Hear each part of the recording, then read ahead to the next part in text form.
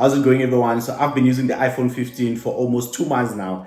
And while that phone is brilliant in many ways and a very good upgrade, there are some things that I hate about the iPhone 15. Well, maybe hate is a harsh word, but there are some things I don't like about the iPhone 15, and there are some things that I feel Apple could have done a little bit better. So in this video, I'll take you through a list of all of those things. So let's get started.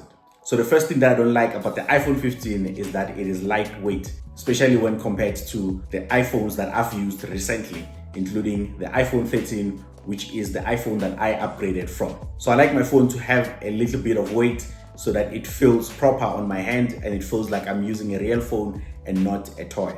But I was able to overcome this issue by putting the phone on a case, which added a little bit of weight, so now the phone feels proper on my hand. The second thing that I don't like about the iPhone 15 is the battery life. While it has a decent battery life that can take you throughout the day under normal use, if you're using it for things such as texting, browsing the web, reading up emails, or watching content or listening to music, if you are to use the phone for filming or taking photos at an event or anything like that, especially when you are outdoors, the phone tends to use a lot of battery quicker, especially when you're taking 4K videos and you're outdoors and you have your brightness to the max. So lately I've been doing this a lot. I've been attending events and testing out the camera, obviously. So that's how I noticed this battery issue. So my advice is, if you're attending an event or anything like that and you want to be taking a lot of photos, is just put your phone on low power mode as soon as possible, and then also carry a power bank or a battery pack. So that will be some of the workarounds around the battery of the iPhone 15. And by the way, if you are enjoying this video, I would appreciate it if you can click a like and if you can consider subscribing to the channel for more content. The third thing that I don't like about the iPhone 15, which I think most people will be surprised by, is USB-C. While we all welcome the USB-C in the iPhone world, for me, I still feel like the fact that I cannot use some of the things that I was able to use, some of my lightning accessories, I have already started spending in replacing some of my accessories, including a mic adapter. So I just don't like the whole situation that we're in right now, that I have to replace or not be able to use some of the accessories that I had. But other than that, the USB-C, I think, is the way to go. Unfortunately, there has to be that transition stage, which is the stage that I'm at right now. And that is why I say I don't like USB-C. But other than that, it comes with a lot of convenience, including being able to use the same charger to charge most of your accessories and most of your devices. And that's if you've already finished replacing all of your lightning accessories. The fourth thing that I don't like about the iPhone 15 is the dynamic island notch when I'm watching videos. So I love everything about the dynamic island except for when I have to watch videos. I just don't like how it sort of floats. It just doesn't make the video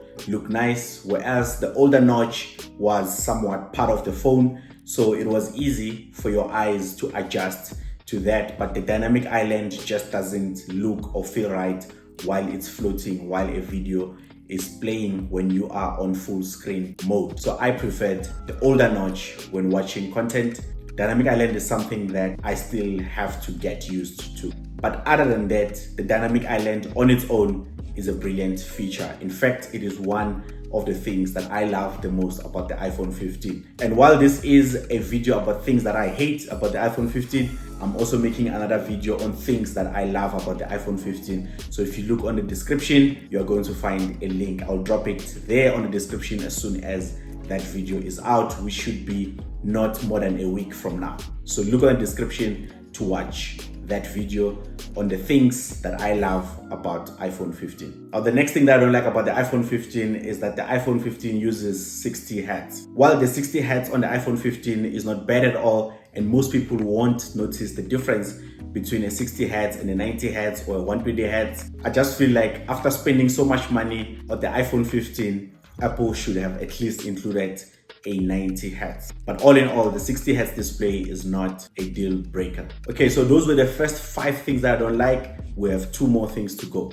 The next thing that I don't like is the lack of always on display. I think this is also a follow-up to the 60 Hz. I think because the phone does not have 60 Hz, so you won't be able to have that variable refresh rate. So I think that's why they decided not to include always on display. But that is one feature that I would have loved to have on the phone. But for now, I can kind of live with it because my watch supports always on display. So for some of the things I'm able to do on the watch if I need some of the always on display features, such as having the time always up there. So that is one feature that is not available on the standard iPhone 15 that I think I would have loved to have.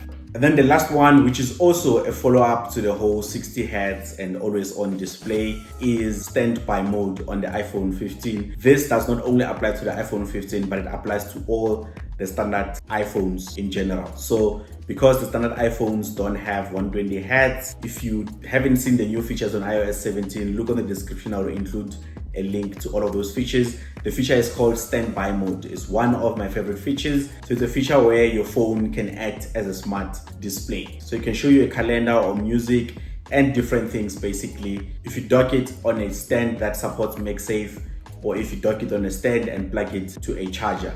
Now the problem on the regular iPhones is that this information that is displayed on the standby mode kind of disappears after some minutes, which kind of defeats the whole purpose of being on standby mode and of having a smart display. So you kind of have to tap it to wake it up, kind of a thing, which I don't really enjoy. So I think I would have loved to have that always on. I'm told that on the Pro models that will stay on because it has the 120 refresh rate. So it appears that the 120 refresh rate is not just about the animations that you see on your screen and how fast and fluid it will feel. It appears that there are some other things that if you have the Pro Motion display or 120 Hz, you will get a little bit more features than on the standard iPhone, which does not have things such as the standby mode that is always on and the always on display as well. So there are some disadvantages to not having that 120 refresh rate after all, I guess. But still, I don't think it's a deal breaker. So that is a list of the things that I don't like on the iPhone 15. Don't forget to watch the other video on things that I like on the iPhone 15. Thank you for watching. I hope you enjoyed this video. Please be sure to hit a like and consider subscribing for more content like this. I'll catch you on the next video.